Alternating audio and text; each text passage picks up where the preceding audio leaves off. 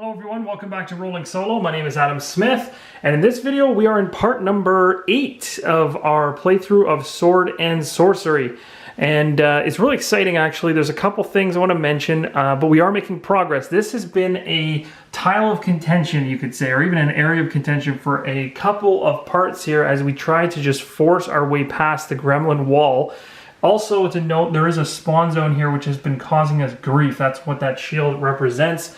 Hence the reason why things have gummed up there for a little bit. But the good thing is we're starting to rip through the patch of gremlins, and we're actually making some progress here. So the aim of this episode is to just talk about a couple quick things that I missed from the last one, and then we'll continue forward with the playthrough and see if we can push past this wall once and for all. So the couple things I want to mention is Onamor went ahead with his turn as the first hero to activate as part of the battle phase at the start of the round near the tail end of last video.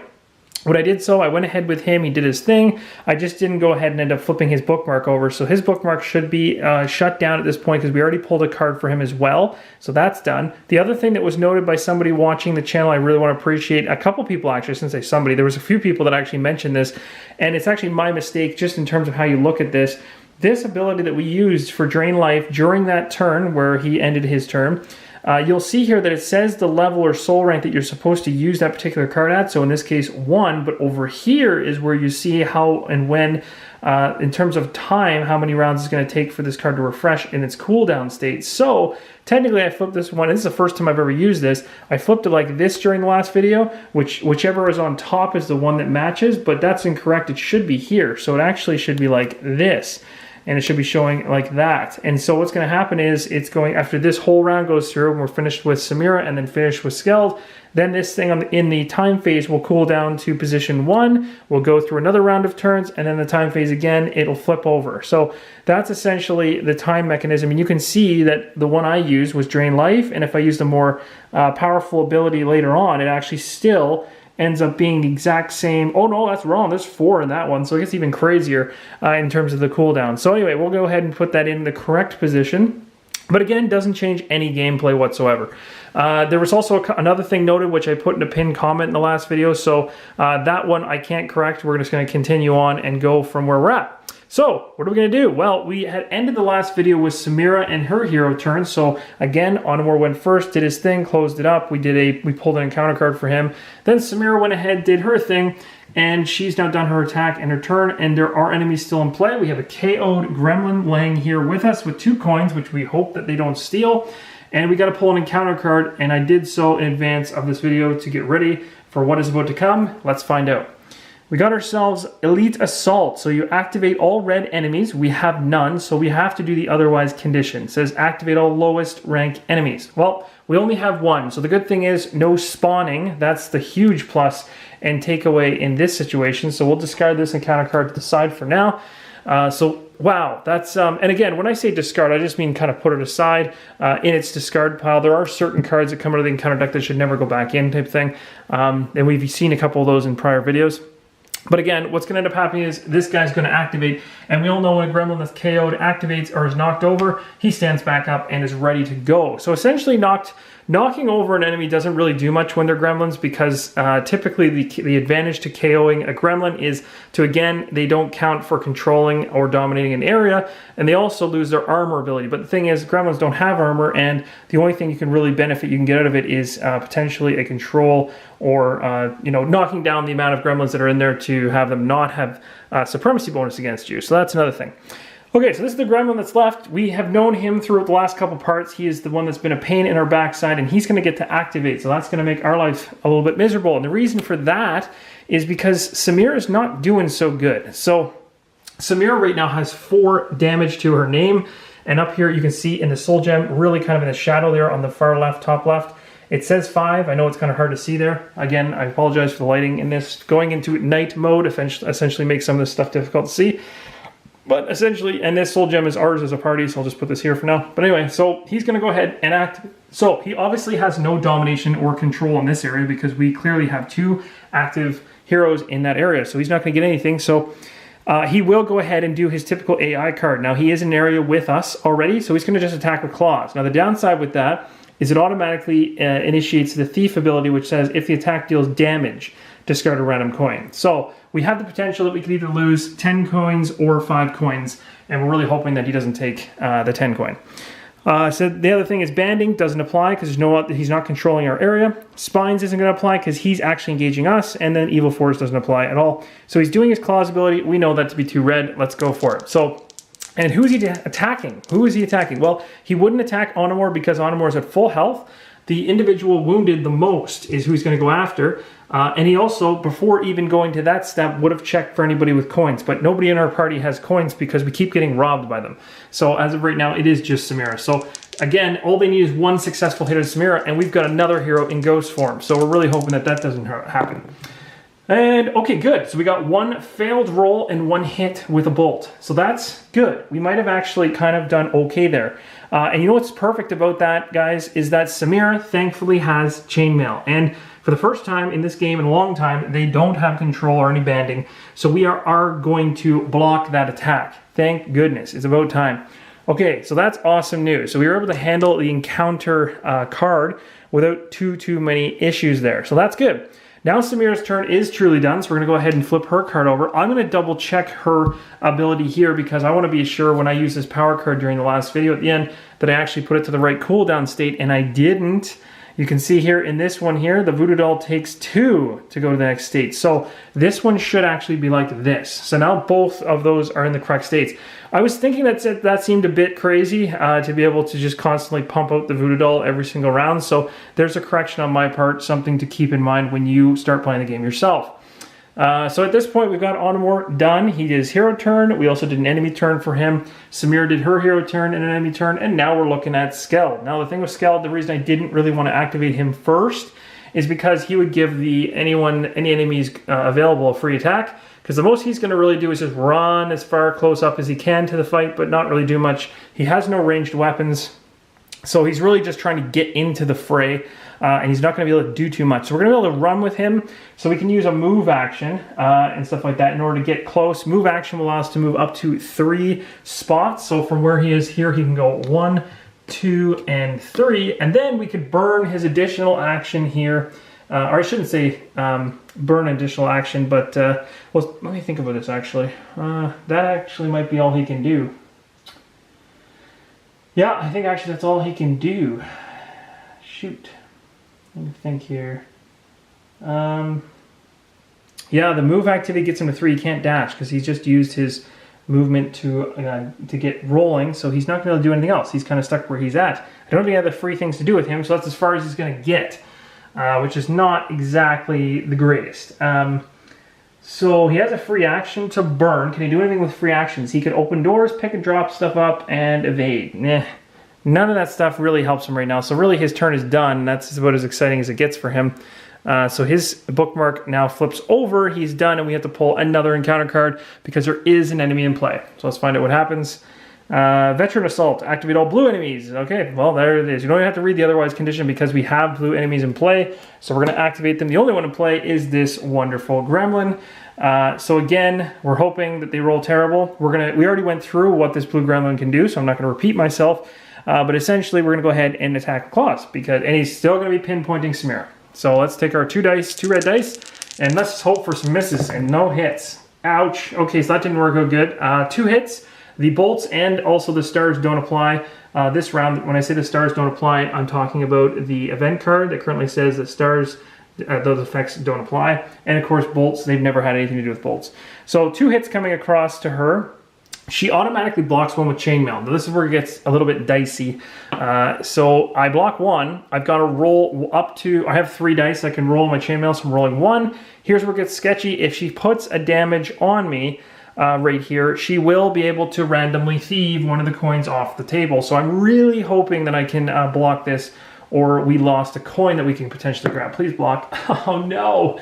So wouldn't it be my luck? It is not going to happen. So it looks like they will be taking 1 coin. Now the only way to do this fairly, because I can't mess these around in my hand, I'm just going to take a coin from the pile over here. I'm going to flip it. So we're going to say if they take... if it lands on SS, the gremlin will take the bigger coin. So it's going to go ahead and take the 10 coin.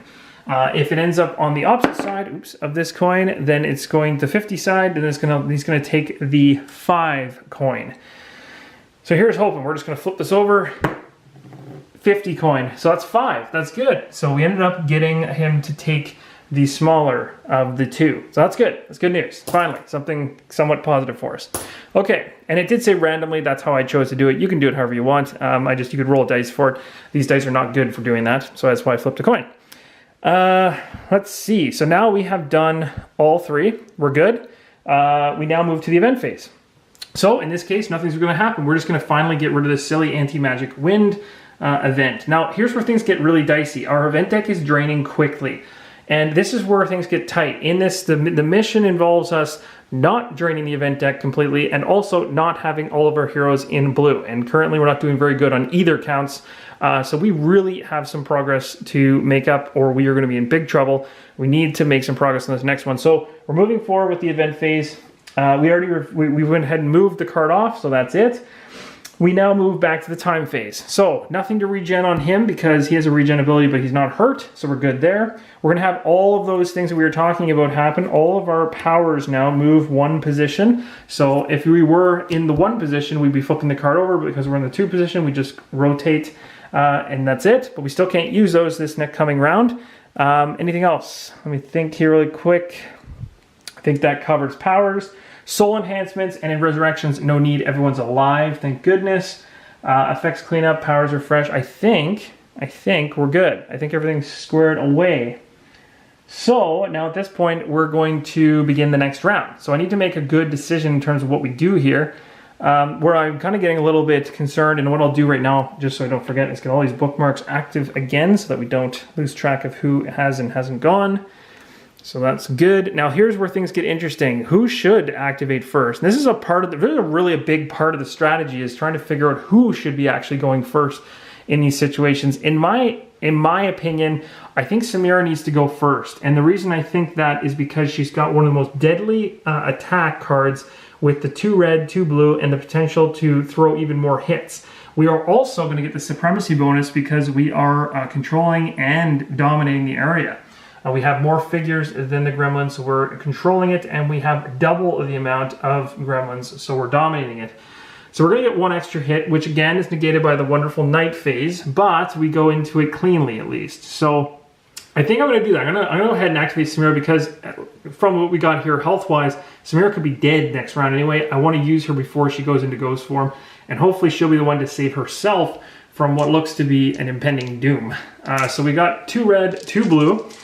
We're going to roll these dice together. The one thing I'm going to do before I do this, to make 100% certain that this does some damage, is I'm going to use her action. So I'm using this action right here to focus. So it's going to give me an additional hit, like I was saying. So that additional hit is now canceled by the night phase. Now we move in with the 1 combat action. And here we go. We're hoping for good things. The cool thing about doing the focus and also having supremacy is we're actually 1 up. We already have a hit going into this. Now we know based on this guy, he's got the silly hard skin, which is going to knock one of our hits off. So really, we're going into this relatively clean. Like we have to just roll 4 hits to kill him. Otherwise, we got some trouble coming our way. So here, let's see what happens. Oh my gosh, I got 4. What the heck is it? I think it's her lucky day. So I managed to strike out big time on the red and somehow managed to get hits on the blue. That makes no sense. I also rolled a double, so I got everything I needed.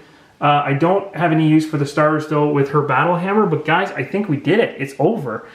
So having 4 clean hits from here, plus the 1 from focus, plus the 1 for supremacy is 6 total hits. Night takes 1 away. Hard skin takes 1 away, leaving 4 coming through. That kills the gremlin. Finally, this guy is out of our hair. Oh my gosh, I'm so glad to see this gremlin go. Okay, that's awesome. Now here's where things get a little ugly. Before we pull him off the board, he doesn't just die without a fight. There's this thing called spines, and it's a nightmare because even when you think you've taken him down, he can still hit you. And I've checked on Board Game Geek and confirmed that this still occurs even when you kill them, which is crazy. But they're going to essentially throw 2 hits at me, which is not nice. Good news is she's got her chainmail, so that's good news. 1 block, or 1 attack I should say, is blocked. Here's where it gets dicey, and that is if she takes this damage, she dies. So even though she's a hero, she'll die. So we gotta we got to hope for a shield here, and I don't think I have any rerolls besides potentially rolling bolts. That's the only thing that's going to save me at this point. So here we go. It's my lucky day, finally. Okay, so she blocked everything from the spine's attack. Thank goodness. This gremlin, get him off the board. I'm so done with this guy. And what do we get? We get a soul gem, finally. So we get to make up one of the soul gems that we ended up losing in one of the prior videos. We'll end up going into our collections. And now we've got 2 again. That's great. We need 4 to get one of our characters up to level 2. So we're kind of halfway there. I don't want to see this card ever again, so I'm just going to put it over here in the enemy pile, discard it for now. This scroll no longer applies. We'll put it over to the side for the moment. And guys, this is amazing because Samira now has done her turn. She went ahead and focused, and then she attacked.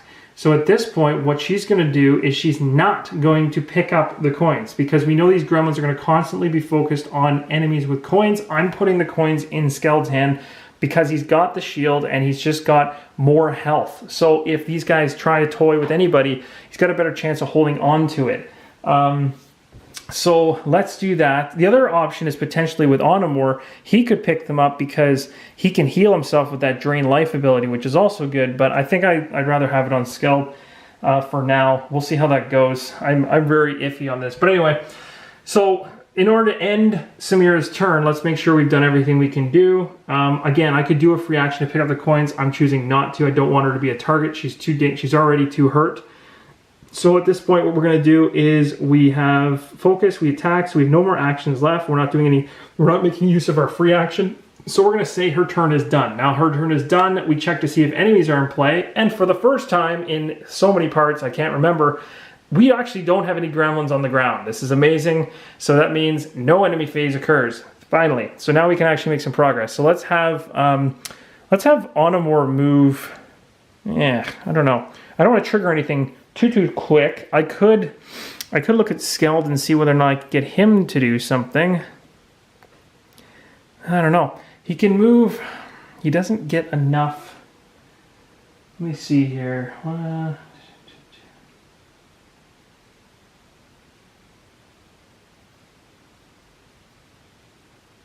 Action.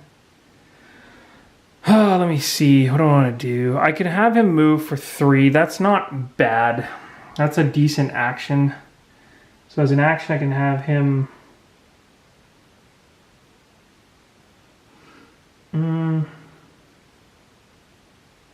Yeah, it'd be a movement activity. I could have him move. It just makes sense to move him. He's not going to make it into here, though. The reason for that is he's going to end up going 1... and then 2, and to use the third one, because this is difficult terrain by that icon right there, he'd need 4 move to get in there. He can't actually get in there. So I'm going to leave him there for now. And we'll say his turn is done, because we don't have to worry about any enemies, thankfully, but he's just making progress and getting closer to us. He will eventually get into that spot and then go ahead and pick those coins up. Now Onamor is going to go.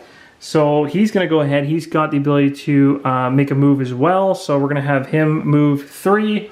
So that's going to put him out here. Now again, when you're leaving a space that has difficult terrain, there's no penalty. There's no 2 movement for coming out. It's just 1, 2. And this is where things get weird because I could go to this third one and interact with it. I think it makes sense. I'm a little worried that it could hurt us. I don't know how much time we have, but I'm going to do it because we haven't seen anything special in a while. So I'm going to have him go 1, 2, and we're going to have him go to here. And then we can interact with this wave point now to see what happens, essentially. So let's take a quick look at the storybook really fast to see exactly what we're dealing with there. So it's waypoint 3. If we take a look at the, this is the quest setup that we talked about from before.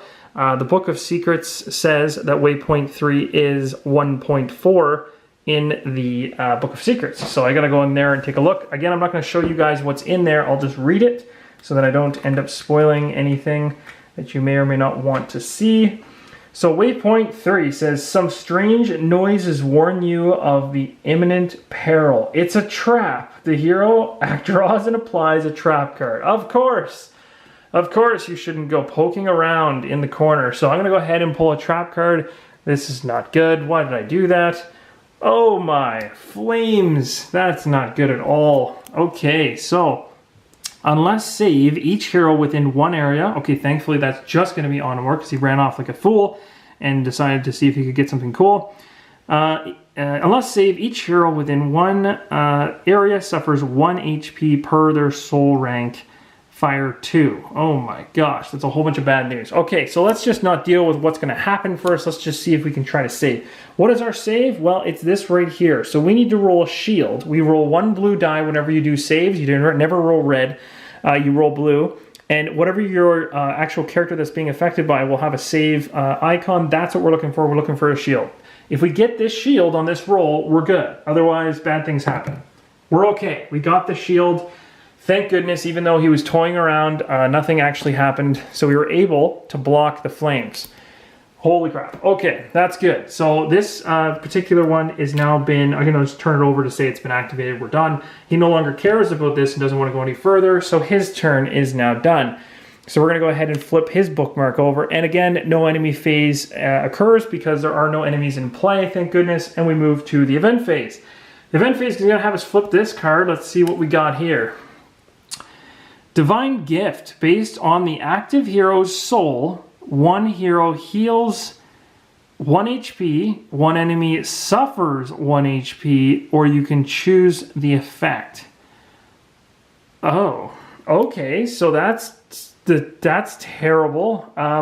So we're going with an all chaos team, so that's going to mean that I think everybody in the party, yeah, one enemy suffers 1 HP. Wait. Oh no, I see what they're saying is that would affect enemies.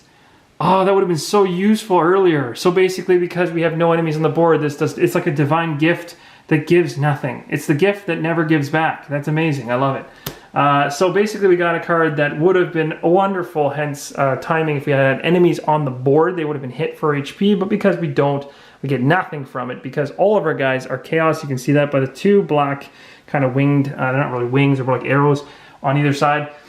So that's no good, but at least it was clean. There's no more enemies, there's no spawning, thank goodness. So essentially this is a good time to end it because we were moving into the beginning of a new round, so it'll be in the time phase. We might as well go ahead and just do our typical stuff for that, which is just flipping our bookmarks, and of course our powers come back active again, which is good timing for what is likely to come in the future as we explore even further. We'll just flip all these over. So I hope you guys are enjoying the playthrough so far. We finally kind of made it. Our party's a little split up right now, but we're going to try to meet somewhere here next turn. I'd like to try on the next start of the next video to have probably Onamor be the one that hits the event, and we'll trigger and see what finally happens in this area. And then we have a very limited window to get down into this area, so that's going to be fun. I hope we can pull it all off in time because this has been a little bit tougher than I imagined. And the crazy thing is, guys, I'm playing this on video, so obviously it takes longer. If you were doing this in real life, there wouldn't be as much talking and more playing. But just how much has happened in such a short amount of time is, in terms of traveling on the map, is ridiculous. Like how much stuff we run into already. I feel like I understand about 70% of the game already, and I haven't even cracked the tutorial yet, or the prologue, all the way to the end. But anyway, it's an awesome game. I'm really enjoying it. I'm getting right into it. I hope you guys are enjoying it too. Hopefully this is useful to you and will either help you learn the game, want to pick it up if it interests you, or maybe it's scaring you and you never want to see this ever again. So whatever it is, I hope it's helping you out. And until the next episode, keep on rolling solo.